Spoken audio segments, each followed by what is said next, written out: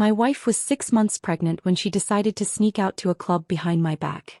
What I discovered the next day shattered me. Welcome to Amelia's Stories.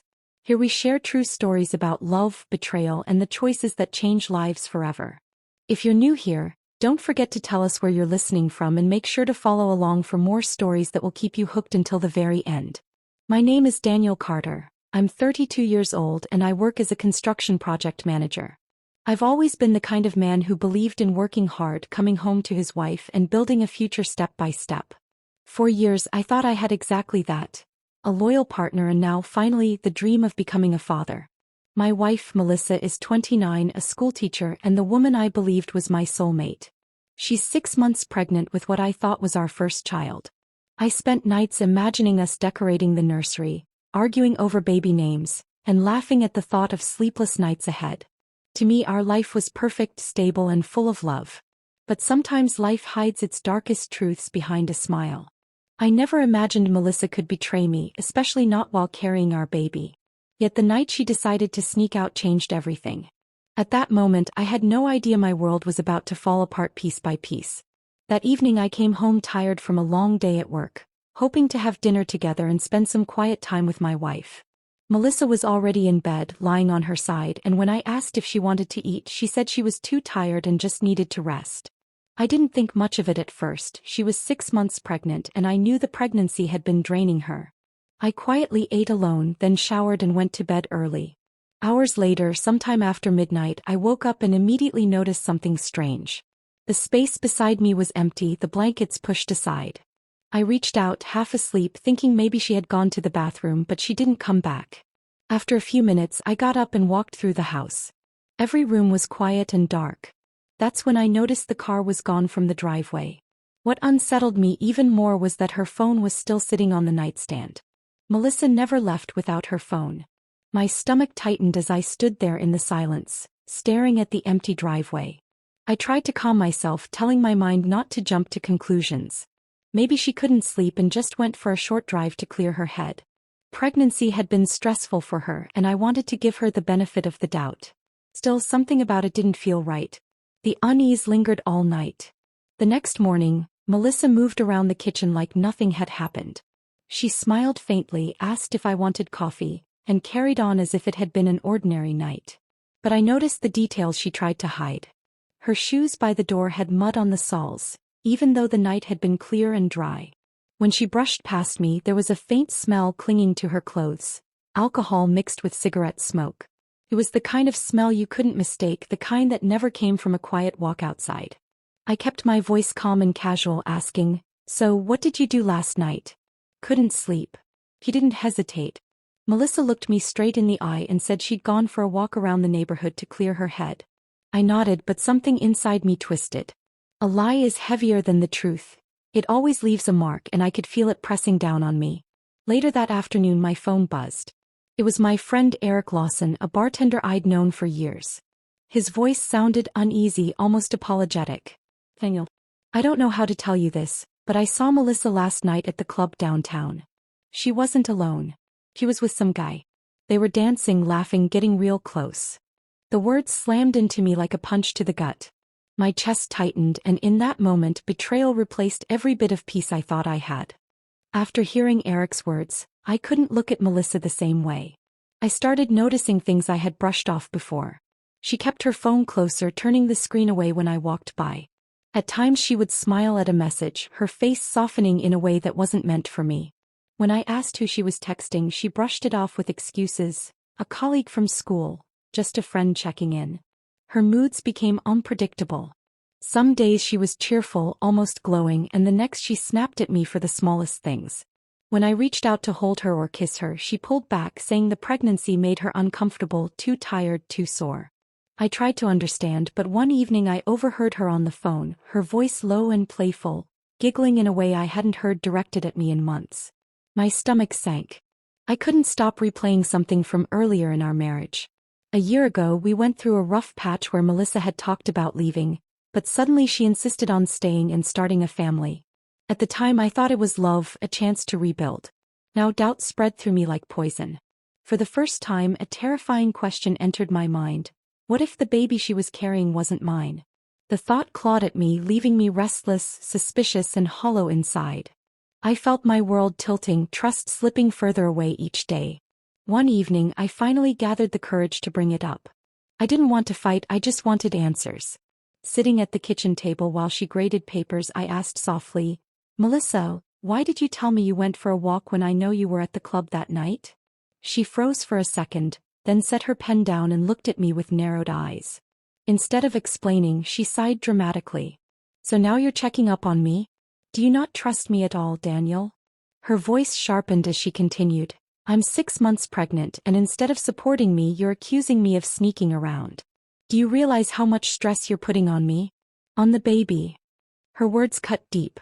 I hadn't raised my voice, hadn't accused her of cheating. I had only asked why she lied. Yet within moments she had twisted everything around. I found myself stammering, apologizing even as if I were the one in the wrong. The guilt weighed heavy, and for a brief moment I wondered if I was overthinking. But deep inside, the unease only grew stronger. Her anger felt rehearsed, like a shield to hide something. I sat there in silence, watching her return to her papers as though nothing had happened. That night, I promised myself I wouldn't let her words confuse me again. If there was truth to uncover, I needed proof, solid, undeniable proof, before I made my next move. One Friday evening, Melissa told me she was staying late to finish some schoolwork with a colleague. Something in her tone didn't sit right with me. Instead of arguing, I quietly grabbed my keys and followed her from a distance. My hands gripped the steering wheel tight as I trailed her car across town. She didn't stop at the school. Instead, she pulled into the lot of a small bar near the edge of downtown. My heart pounded as I parked a few spaces back, far enough to stay unnoticed. A few minutes later, a man walked up, broad shoulders, athletic build, someone I instantly recognized. Jason Miller, a gym trainer I'd seen around before. Melissa stepped out of the car, and before either of them said a word, they fell into each other's arms. Watching her melt against him was like a knife twisting inside me. Then came the final blow. They kissed, not a quick peck but something full of hunger and familiarity. My chest felt hollow as I lifted my phone with trembling hands, snapping pictures through the windshield. Every click of the camera was proof, but it also drove the reality deeper into me. My wife, the mother of the baby I thought was mine, was wrapped up in another man's arms. I sat there frozen, watching them disappear inside the bar together. My entire world cracked open in that moment, and nothing would ever be the same again. I couldn't keep the truth buried any longer. That night, after Melissa came home, I sat at the dining table with my phone in my hand, the photos pulled up. My voice shook as I said, "We need to talk." When she looked at me, I turned the screen toward her. Clear images of her wrapped in Jason's arms, kissing him outside the bar. Her face went pale, then crumbled. She didn't try to deny it. Instead, tears spilled down her cheeks as she whispered, "I'm sorry, Daniel. I didn't mean for any of this to happen." I stared at her, numb, as she went on. "Jason, he's the baby's father. I was going to tell you, I just didn't know how. I didn't want to lose everything. You're stable, you're safe. I thought we could still raise the baby together like a family." Her words twisted in my ears, each one heavier than the last. She admitted she had been seeing him for months, sneaking around while I worked long hours to provide for us. The betrayal cut deeper than anything I'd ever felt. I wanted to scream, to rage, but the weight of it left me hollow. My wife, my marriage, my future as a father, it all felt stolen in a single moment. What burned most wasn't just the cheating, but the cold calculation of keeping me for security, while giving herself to someone else. Humiliation, anger, heartbreak, they all crashed over me at once. The next morning, after a sleepless night, I knew rage alone wouldn't fix anything. If I exploded, Melissa would twist it, make me look like the villain. I had to be smarter. Quietly, I contacted a lawyer recommended by a colleague and laid out everything. My suspicions, the photos, and her admission about the baby. The lawyer's calm voice steadied me. We started preparing divorce papers, making sure custody, property, and finances were handled in a way that left Melissa with far less than she expected. At the same time, I combed through our accounts, shifting savings into separate places she couldn't reach. Years of hard work had gone into building security for our family, and I refused to let her and Jason benefit from it. But revenge isn't complete without truth. I found Jason's girlfriend, Rachel Green, a woman I'd met briefly at a holiday event. Reaching out wasn't easy, but she deserved to know. When we sat down in a quiet cafe, I showed her the photos and told her everything Melissa had admitted. Her hands shook as she looked at the screen, her face cycling through shock, anger, and heartbreak. Instead of collapsing, Rachel lifted her chin. "If they think they can play us both for fools, they're wrong," she said firmly. In that moment we understood each other perfectly. Together we would expose the lies they built and tear apart the world they thought they controlled. The plan for revenge was finally in motion. Melissa's parents invited us over for dinner one weekend, a tradition I had always respected. This time though I came prepared. The table was set, food steaming, laughter filling the room. Melissa sat beside me, pretending everything was normal, but inside my pocket were the documents that would shatter her mask. Halfway through the meal, I cleared my throat and placed a folder on the table. "I think everyone deserves to see the truth," I said quietly. Confusion spread until Melissa's mother opened the folder. Inside were photos of Melissa and Jason together, along with the paternity test results confirming what she had admitted, that I wasn't the father. Gasps filled the room. Her father's face went red with anger, her mother's hands trembled. "Melissa, how could you?" her mother whispered, disbelief in her eyes. Melissa reached for me, stammering excuses, but no one was listening anymore. Then the door opened and Rachel stepped inside, her voice steady and sharp. She locked eyes on Jason, who had tagged along to the dinner, and announced, "You've been cheating on me with her. Everyone should know what kind of man you really are." The room erupted.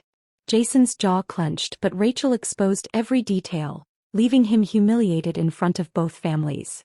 Melissa broke down, sobbing, screaming my name, but I didn't respond. I stood, pushed in my chair calmly, and walked out the door without another word. The silence of my exit was louder than any anger I could have shown. The divorce moved quickly once the evidence was laid out. Melissa's lies and betrayal left her with little ground to stand on, and the court sided with me. She walked away with almost nothing, just a small amount of support to get by, far less than what she had imagined when she tried to keep me for security. The house, the savings, the life we had built together, all of it was now mine to rebuild without her shadow. Months later, after the baby was born, Jason disappeared from her life as easily as he had entered it. Whatever promises he had made vanished, leaving Melissa to raise a child alone, struggling under the weight of her own choices. The same people who once admired her now whispered behind her back, her reputation in ruins. As for me, I turned all my energy toward healing. Work became steady again, nights were quieter, and slowly I found peace in simple things. Morning coffee, time with friends, and the silence of a home free of secrets.